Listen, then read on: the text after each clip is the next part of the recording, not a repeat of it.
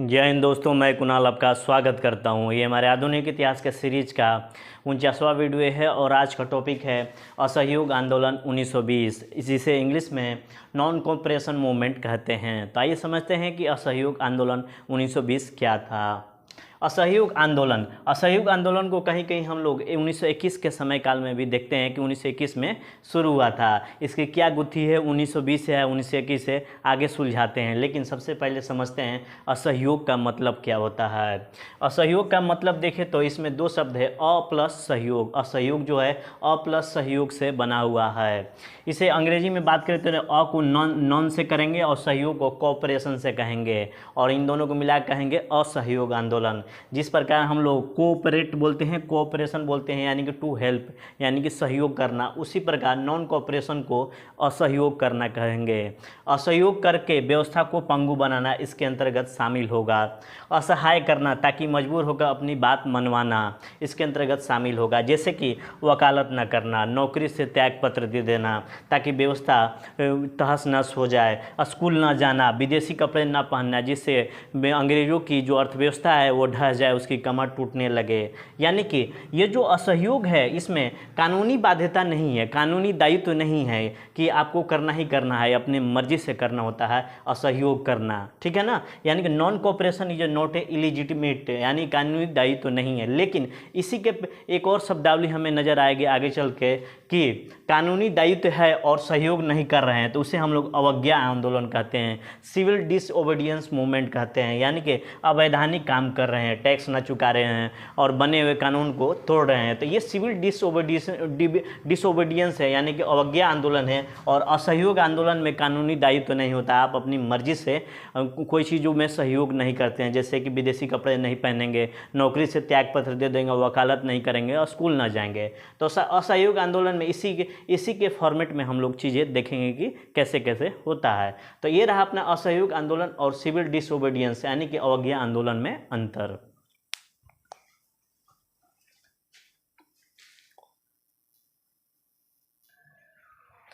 असहयोग आंदोलन के गुत्थी को सुलझाएं तो इसके समय काल के गुत्थी को सुलझाएं तो 1920 है या 21 है, इसको थोड़ा सा डिटेल में समझते हैं। इसका वर्ष 1920 और 21 देखने को मिलता है, ज़्यादातर 1920 ही होता है, लेकिन अभी समझते हैं।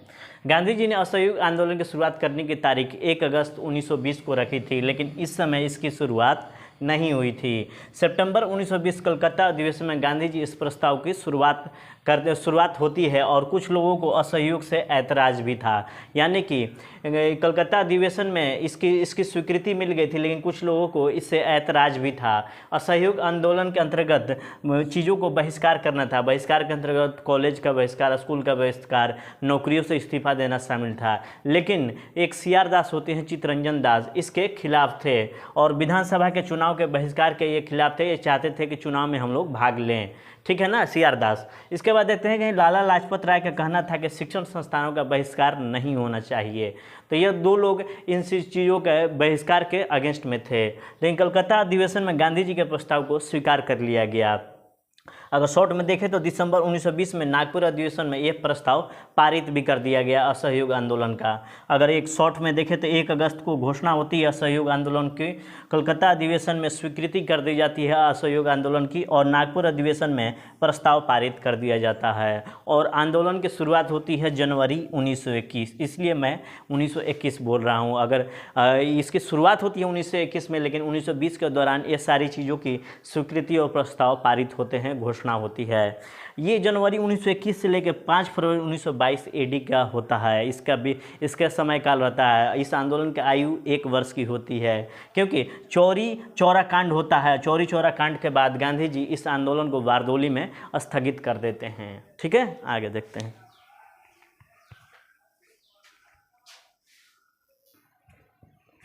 असहयोग आंदोलन राष्ट्रीय स्तर पर होने वाले बड़े आंदोलनों में से एक आंदोलन था। हालांकि 1905 एडी में एक आंदोलन हुआ था बंग भंग के दौरान। 1905 एडी का भी आंदोलन राष्ट्रीय स्तर का था, परंतु यह उतना तीव्र नहीं था और थोड़े लोग ही इसमें भागीदारी लिए थे। और रॉलेट एक्ट वाला भी इसी तरह का मिला जुला रूप था। लेकिन गांव देहात, कस्बे, शहर, बच्चे, बूढ़े, महिला, किसान, मजदूर, वकील सभी लोग असहयोग आंदोलन में शामिल हुए थे। इस कारण यह आंदोलन व्यापक एवं राष्ट्रीय स्तर का था। अगर बात करें तो गांधी जी इंडियन नेशनल कांग्रेस की बागडोर संभालने के बाद 1920 से 1942 AD के बीच 3 बड़े राष्ट्रीय आंदोलन किए, जिसमें सबसे पहला था असहयोग आंदोलन समय 1920, सविनय अवज्ञा आंदोलन समय 1930 और भारत छोड़ो आंदोलन समय 1942। इन तीनों आंदोलन की तीव्रता बढ़ती चली गई, ठीक है ना। जैसे जैसे आंदोलन की ये आगे समय बढ़ता है, इस आंदोलन की तीव्रता बढ़ती चली गई। सबसे तीव्र भारत छोड़ो आंदोलन था। आगे देखते हैं।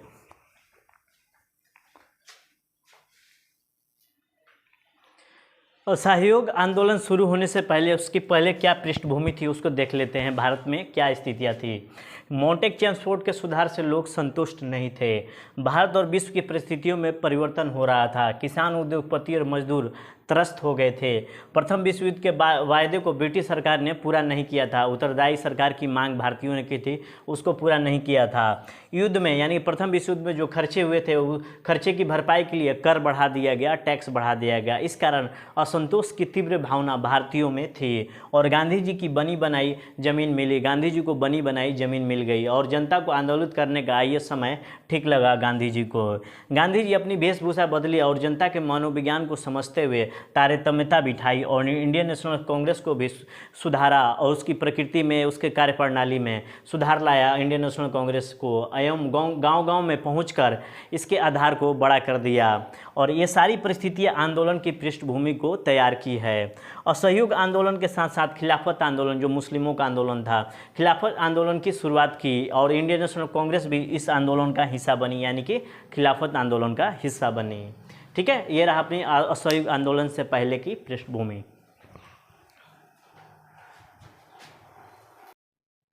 असहयोग आंदोलन के अंतर्गत भाग ए में हम देखेंगे कि आंदोलन के क्या रूप थे।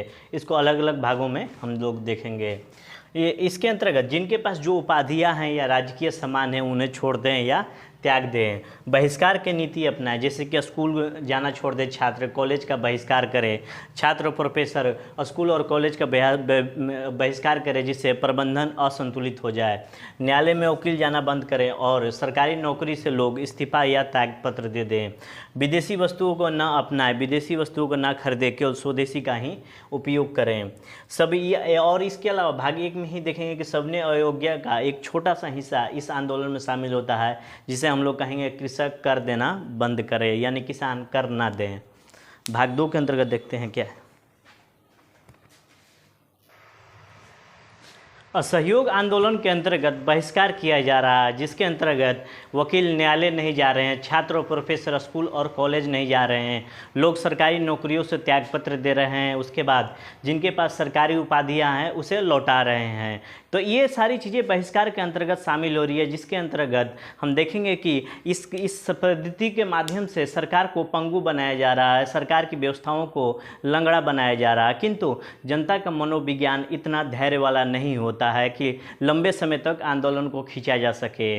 लंबे समय तक आंदोलन को खींचे जाने के लिए कुछ क्रिएटिव काम करना जरूरी है, रचनात्मक कार्य जरूरी है। क्योंकि अगर हम कॉलेज छोड़ रहे हैं, स्कूल छोड़ रहे हैं या अपनी सरकारी नौकरी छोड़ रहे हैं तो इसमें नुकसान ही नुकसान हो रहा है, ऊपर से हम डंडे भी खा रहे हैं। तो कुछ ना कुछ सब्स्टिट्यूट तो होना चाहिए। तो देखते हैं कि रचनात्मक कार्यों में क्या सब्स्टिट्यूट हमें उपलब्ध होता है।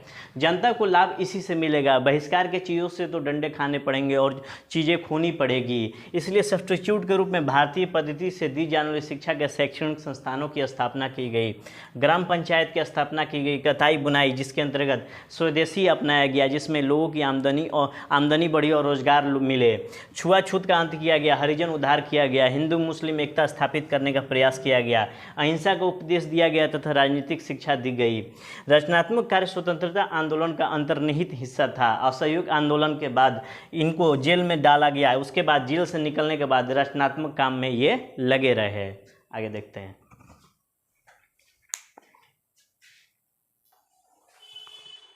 स्वतंत्रता आंदोलन के विकास को देखते हैं, कैसे कैसे फेज़ 1 में असहयोग आंदोलन विकसित होते चला जाता है। तो इसका समय जनवरी 1921 से शुरू होता है और मार्च 1921 के बीच में 3 मंथों के दौरान देखते हैं क्या होता है। बाइकआउट शुरू कर दिया गया, यानी बहिष्कार शुरू कर दिया गया व्यक्तिगत चीज़ों का। सबसे पहले वकील और छात्र आगे आए, उसके बाद छात्रों द्वारा बहिष्कार सबसे ज़्यादा सफल रहा। 90,000 छात्रों ने स्कूल कॉलेज छोड़ दिए। प्रबंधन तक को दबाव डालकर छात्रों ने बहिष्कार के लिए राजी कर दिया। वकील सैफुद्दीन किचलू, जवाहरलाल नेहरू, सी राजगोपालाचारी ने न्यायालयों का बहिष्कार कर दिया। फेज़ 2 को देखें तो अप्रैल 1921 से जुलाई 1921 का होता है और फेज़ 1 की चीज़ें यहाँ भी जारी रही फेज़ 2 में। लेकिन इसके अलावा चरखे की भी लोकप्रियता बढ़ गई। तिलक स्वराज फंड की स्थापना की गई और 1 करोड़ एकत्र हो गया बहुत जल्द ही। कांग्रेस की सदस्यता में इजाफा किया गया, गांव और कस्बे के लोगों को शामिल किया गया और यहाँ और उनकी सदस्यता शुल्क बहुत कम रखी गई। ठीक है।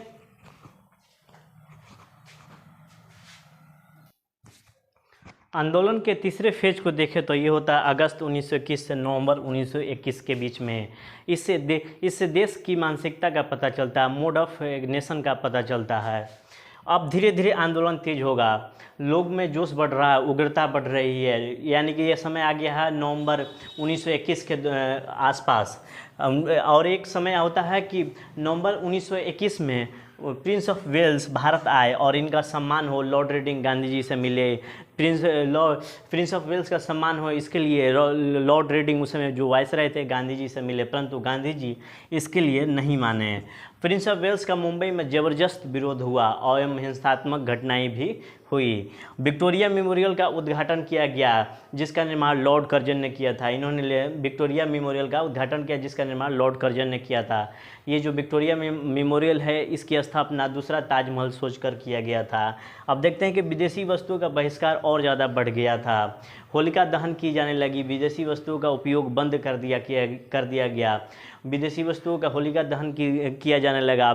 जो बहिष्कार हो रहा है, नृत्य करके, ताली बजाकर, उत्सव मनाकर बहिष्कार किया जा रहा है। उसके अलावा कुछ छोटे छोटे आंदोलन भी हो रहे थे, जैसे कि हम देखेंगे कि अवध में किसान सभा बनी किसानों की मांग के लिए। मोपला विद्रोह हुआ 1921 में, याद कर लीजिएगा। जो प्रथम विश्व युद्ध से लौटे सैनिक थे वो मोपला विद्रोह करते हैं। असम में जो चाय बागान होता है, वहाँ के जो असम के जो चाय बागान के जो मजदूर है वह हड़ताल करते हैं। कलकत्ता में छात्र नेताओं ने छात्रों के नेतृत्व में जोतदार किसान उस किसान को कहते हैं जो दूसरे की ज़मीन लेकर जुताई करते हैं। जोतदार किसान हड़ताल करते हैं। आंध्र प्रदेश के कुछ जनजातियों ने वन कानून के विरुद्ध आंदोलन किया। उसके बाद राजस्थान के कुछ क्षेत्रों में जनजातियों ने विद्रोह किया। तो इस तरह से हम देखते हैं कि इनका जो विद्रोह है मूल आधार से अलग नहीं है, मूल आधार से कटा हुआ नहीं है। ये आंदोलन हो रहा था, राष्ट्रीय आंदोलन, ये जो आंदोलन था, ये आंदोलन हमारी आंदोलन की ताप, गर्मी और ज्वाला को बढ़ा रहे थे। ये क्योंकि अंग्रेज़ों को इनसे भी निपटना होता था। ये विद्रोही मानसिकता के थे, ये सारे विद्रोही मानसिकता थे, तो इनसे अपने आप को जोड़ना आसान हो जाता था। तो यानी कि इन विद्रोहों से हमें मालूम चलता है कि ये छोटे छोटे जितने भी विद्रोह होते हैं, इन विद्रोहों से हमें मालूम चलता है कि छोटे छोटे क्षेत्रों में आक्रोश व्याप्त है और लोग विद्रोह करने के लिए ललायित हैं। तो ये देखिए देश की मानसिकता झलकती है इस फेज़ 3 से, इस आंदोलन से।